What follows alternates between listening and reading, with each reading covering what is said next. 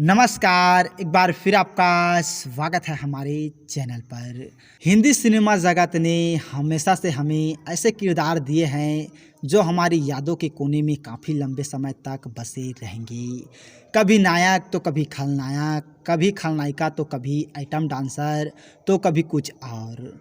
70 के दशक में जब बॉलीवुड अपने ब्लैक एंड वाइट इमेज में भी रंग डालने में लगा था, तब का समय बेहद यादगार है। मोना डार्लिंग, यह डायलॉग तो आप लोगों को याद ही होगा और शायद आपको अभिनेत्री बिंदु भी याद ही होगा, जिन्होंने 70 और 80 के दशक में अपने अभिनय से बॉलीवुड में अपना एक अलग ही स्थान बना लिया था। और जब बिंदु सिर्फ 13 साल की थी तभी उनकी माता चल बसी और घर की जिम्मेदारी बिंदु पर आ गई। और घर चलाने की जिम्मेदारी के साथ बिंदु ने किसी तरह अपनी पढ़ाई पूरी की और फिल्मों में काम करना शुरू किया। 1969 में फिल्म दो रास्ते से बिंदु ने अपनी फिल्मी करियर की शुरुआत की। हालांकि इससे पहले उन्होंने 1965 में एक फिल्म अनपढ़ में भी काम किया, फिर उन्हें कामयाबी नहीं मिली थी और फिल्म के बाद बिंदु के करियर में अहम मोड़ आ गया। और 1970 में आई फिल्म कटी पतंग में उनके मशहूर कैबरे डांस ने सबका ध्यान आकर्षित किया और देखते ही देखते बिंदु जी रातों रात आइटम क्वीन बन गई।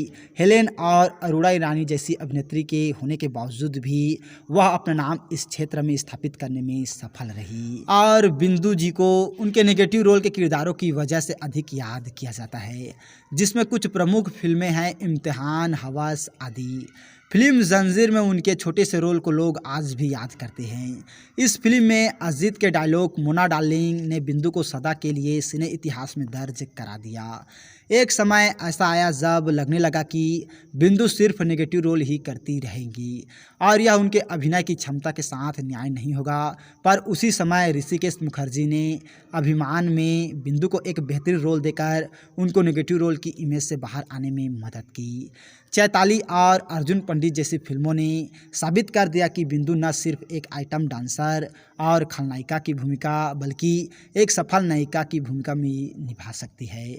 लेकिन विवाहित होने के कारण उन्हें लीड रोल में काम करने का मौका बहुत ही कम मिला, जिसका असर यह हुआ कि वह एक खलनायिका और कैबरे डांसर ही बनकर रह गई। बिंदु जी इस बात की अपवाद थी कि विवाहित महिलाओं का बॉलीवुड में कोई करियर नहीं होता। उन्होंने अपनी शादी के बाद भी फिल्मों में काम किया और कई आइटम सॉन्ग भी किए। और हेलेन बिंदु और अरोड़ा ईरानी की त्रिमूर्ति एक समय बॉलीवुड की सबसे बेहतरीन आइटम डांसर मानी जाती थी।